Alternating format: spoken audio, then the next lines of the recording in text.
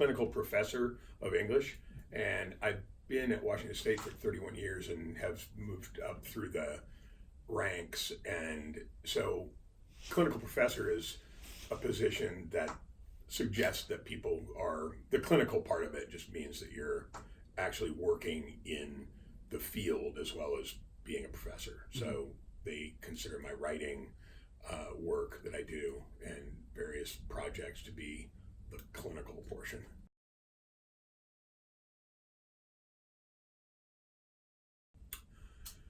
Wow, what initially drove me to be a writer? Seeing my name published, that drove me to be a writer. But before that, so I had a very unique experience in which I was at a small private school in Ketchum, Idaho. And I worked in a class. I was in a class of about 6 people at one point. There were only 31 students in the school, and I was in a creative writing class. And the teacher of the class, it was short fiction, and I wrote a story that the teacher thought was pretty good. And so I was really fortunate because at the time there was a woman living in Ketchum, Idaho, who was a contemporary of Ernest Hemingway's. Her name was Clara Spiegel, and she had been an editor, and she agreed to work with me in an editorial capacity and kind of a mentor on this short story that I had written. And so I spent a few weeks going over to her house and going over this story. And at that time I was 14, just like an 8th grader, and the piece ended up getting published in the local newspaper in 2 installments, a kind of series, and it was called the Wood River Journal. And I think at that point, that experience really propelled me to love the process of writing, the process of coming up with a concept and then working on it and going through the editorial process. And that kind of planted the seeds. And then later on, I studied English at University of Idaho, and I ended up really liking creative writing. Was always kind of my go-to. I guess creative writing is just where I felt the most comfortable and the most at home. I also my undergraduate degree was in literature, so I liked criticism and looking at literary works, but I got the most, I guess, sort of joy and creative juices flowing through my own creative works. And so then I dabbled in a bunch of different genres, including my first early publications in college were in poetry. But later, when I finished my undergraduate degree, I had done pretty well in most of my courses and gotten a few scholarships and stuff and awards. And my a really influential professor called me after I had moved back to Sun Valley and said, "Hey, do you want to come here for the master's program in literature and creative writing?" And I said, and I was standing there literally with like a shovel or a pick in my hands because I was working landscaping, like digging rocks out of a ditch. And I thought, well, let's see, creative writing or, calluses and blisters. So yeah. I went to Idaho and got a master's degree, and then it just sort of kept, I guess, snowballing in a way. Mm-hmm.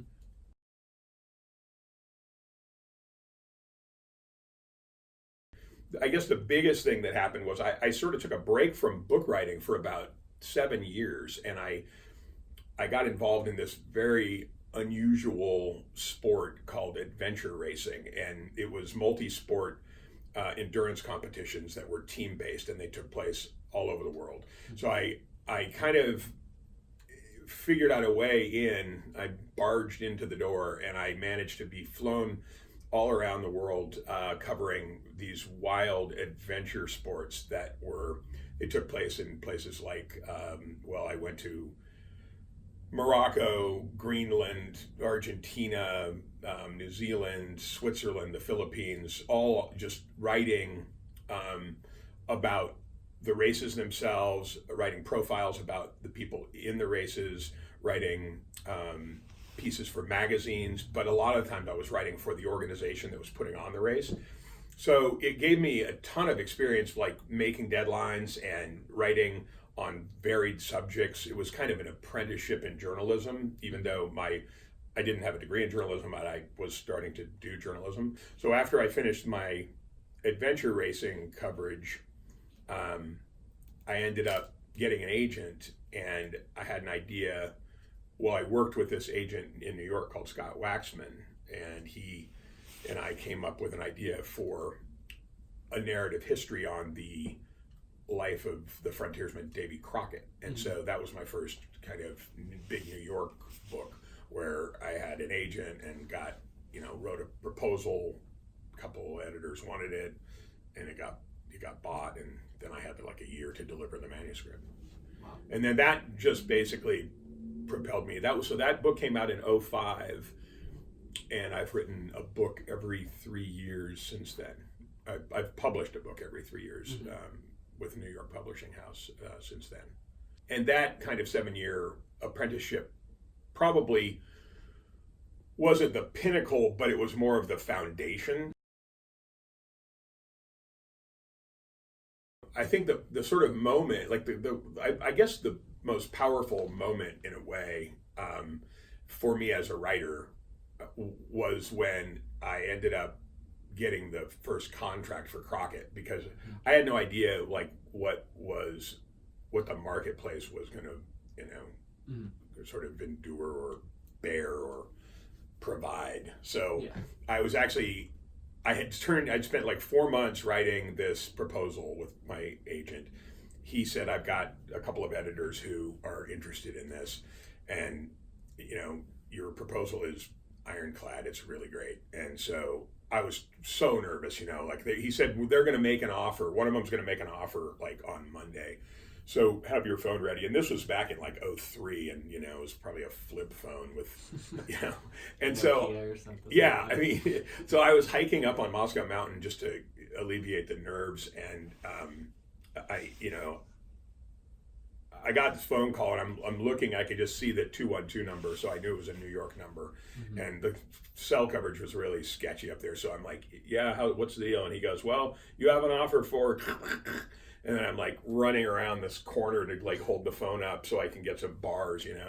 And then I hear him say this number, which was somewhat, I basically said yes, dropped the phone, flopped around on the ground, hopped up and down, rolled in the dirt, and went, are you shitting me? So it was at the time, it seemed like a lot of money. Yeah.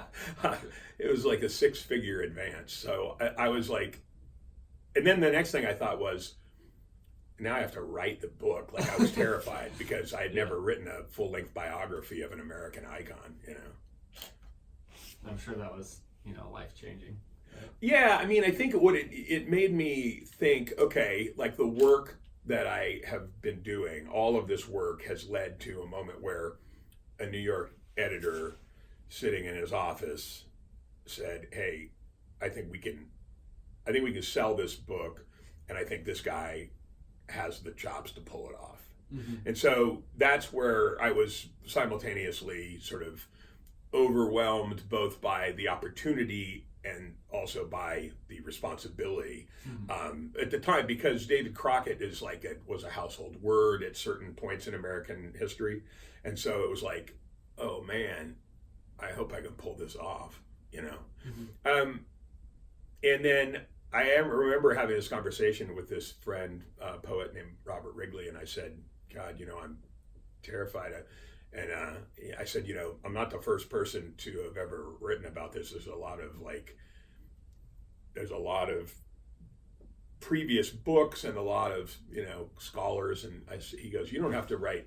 He goes, your responsibility is just to tell it better than anyone else ever has. And I'm like, thanks.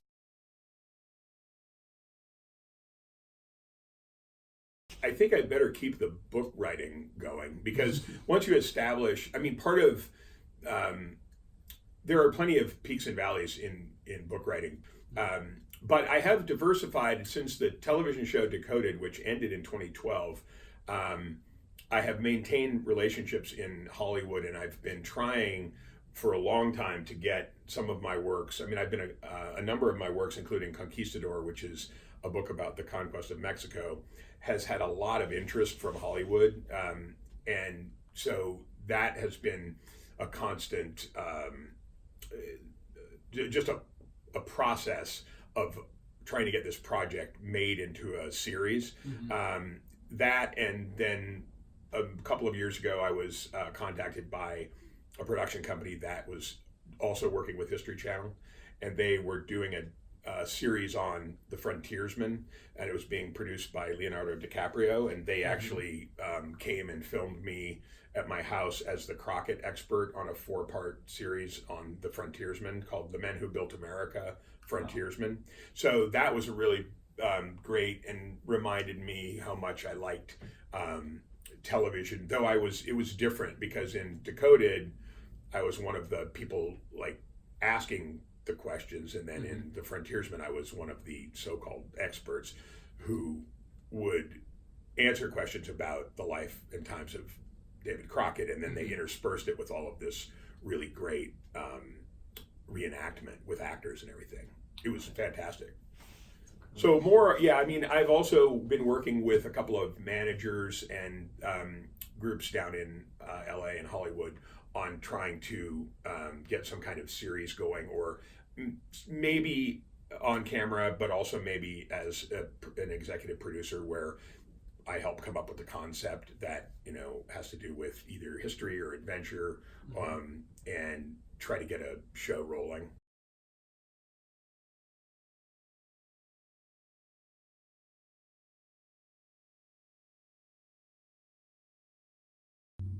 In my case, because I write primarily nonfiction, but the same thing I think applies to sort of any form of storytelling. In the case of nonfiction, I'm telling stories that generally already exist out there in the world. Like, it happened. There's an event that happened, characters or historical figures who were there. And in many cases, I mean, I typically try to pick stories that have really compelling consequences. They're often they're often big stories, empire shifting stories, as in the case of Conquistador. But so let's say you've got a story that's already been told. In my case, the daunting thing is that often they're like pretty big stories, like they're not unknown. They've been covered by some of the great historians who've ever lived. So the challenge for me usually is to figure out, okay, what's the best way to tell this story, that hasn't been told quite this way before, and also, that keeps readers locked in, like they want to turn the page, and so there are different ways to figure out how to, the challenge, of course, is I need to be true to the history. I need to be, I need to do all my research, and I need to read everything that's ever been written about the story I'm trying to tell.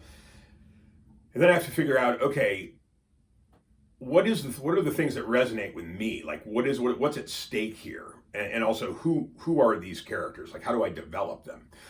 If they're just names on a page, then the reader doesn't really care about them. They have to be people that very quickly the reader starts to understand something about them. So once I've just, decided on the book that I'm going to write, then my process is, because in nonfiction you usually have to write a proposal. So I'll spend a bunch of time, months usually, writing a kind of outline, or it's a proposal usually, and it's a miniaturized version of that book. And they're really helpful because you end up writing like, summary chapters of the entire book. So you condense the whole story, you crystallize it into this manageable thing. And what ends up happening is, because of the nature of that crystallization or that compression, you get at the heart of the people, the action, and the movement, the narrative arc we talk about in literature and creative writing classes, and so whatever subject I'm taking on, the process is kind of similar, where I try to distill down the essence of this story. Like, what is it that drew me to it in the first place? How do I convey that to readers in a way that they're like going to be wanting to know, even if they already know what happened, that they're still going to want to read it to figure out how the hell it happened.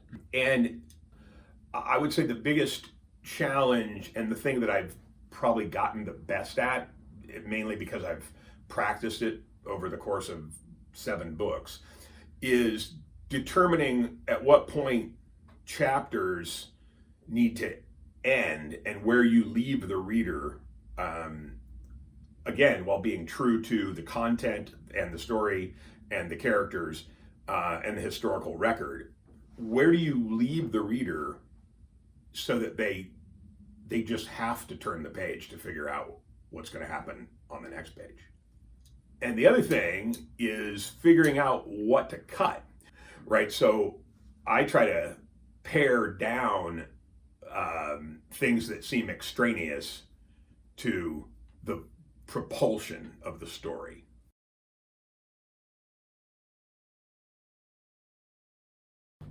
I think everyone has the potential to become a better storyteller through practice. I just finished my 7th book, right? So I've been at this for a while, and I do think that some of it is craft and repetition and learning how to do it, and some of it is also letting go a little bit, right? So I think my newest book, Labyrinth of Ice, which comes out December 3rd, it's probably going to be, at least at this stage in my writing career, it might go down as my best book so far.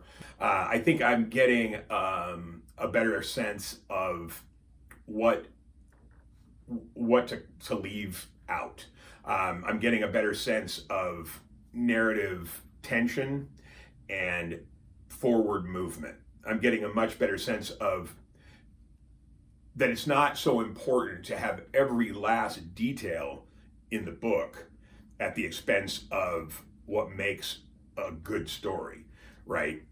So in the kind of writing I do, I am using archival documentation. I'm using lots of the work of other people, and often of the people who were there, right? So there's this onslaught of material that you have to work with, right? And you're basically plucking the language of dead people from the grave and letting them speak again. And by doing so, you're making these decisions about how they say what they say, when they say it, and how it fits into the overall story. And for whatever reason, in this last book, Labyrinth of Ice, I think I nailed the right balance of how much they're going to say and when, and and also the right balance of how much reflection or supposition that I inject as author into the story. And in Labyrinth of Ice, I tried to stay out of it as much as possible. And so by stay out of it, what I tried to do in Labyrinth of Ice that I think I did better than I ever have is just tell the story and let the characters tell the story, rather than imposing my own authorial voice within the context of the narrative to try to show either how smart I am or my opinion about what's going on within the story. Mm-hmm. I tried to get completely out of there and not say much. In fact, I don't say much really until the epilogue, the epilogue. There's part at the end where I kind of talk about the overall significance of the Greeley expedition in a modern context, and at that point, I weigh in on how I think it has been important. But for the most part, I let the characters do the talking. but I have to say, other people have tried to write this story before and have written this story before, and there may be a reason that my version of it is resonating so well with readers. Yeah. And I think that's because I figured out how to cut out all the boring parts. Yeah.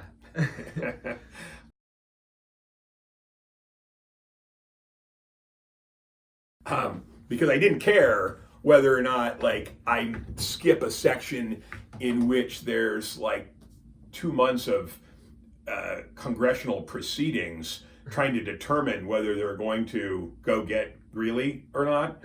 I make that into 3 pages and then and still try to, contain the fact that they might not go get him and he's there. Yeah. And so, yeah, I learned how to move back and forth. Let me phrase it this way.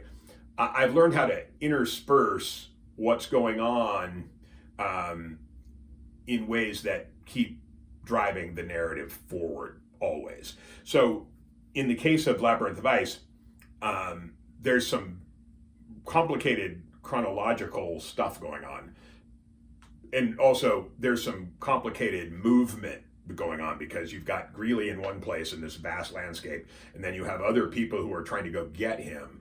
And so what I figured out how to do in this book better than I ever have is figure out how to move back and forth and cut between scenes in a way that you're always aware where Greeley is and what's happening with him, and then you leave him, and then you're thinking these guys are going to try to go get him, and then things happen to them, and then you have to know the right time to go back to him.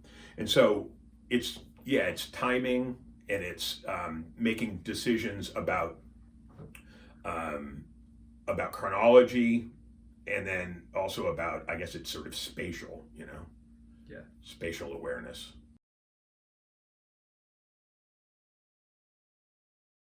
So in filmmaking, you would have to do it even at another level. So let's say you took let's say Labyrinth of Ice. This is the book and the cover of the advanced reading copy. Mm-hmm. But so you take, this is almost a 375 page book.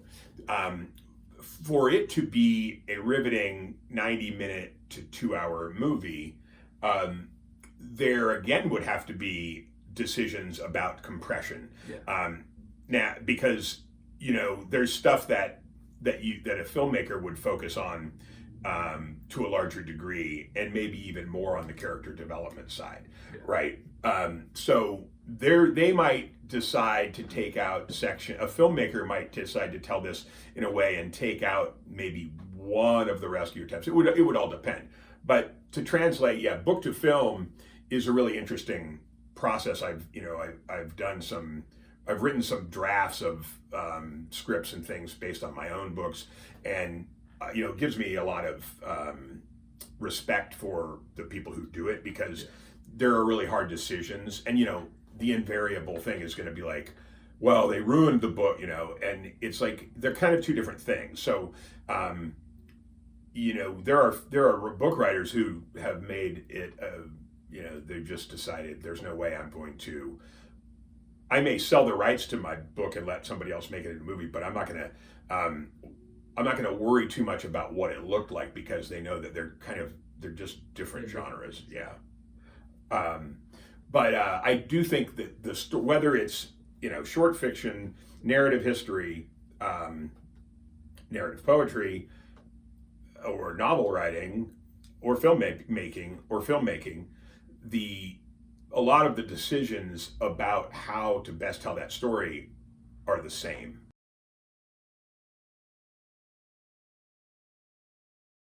I think the biggest thing has to do probably with persistence, for one, and then also, TV there's a great deal of luck involved, unfortunately. Mm-hmm. There's some of the most fantastic books that you've ever read that have never been made into a film, Yeah.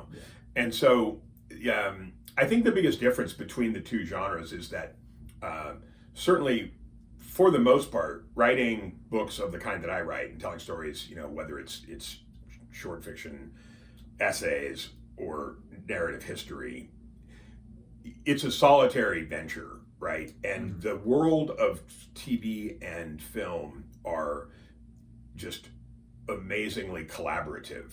So the biggest thing that one has to get used to, and I have dabbled in the television industry a little bit by being on a History Channel television show, is that there's like multiple voices and opinions being brought to bear on how to tell this story.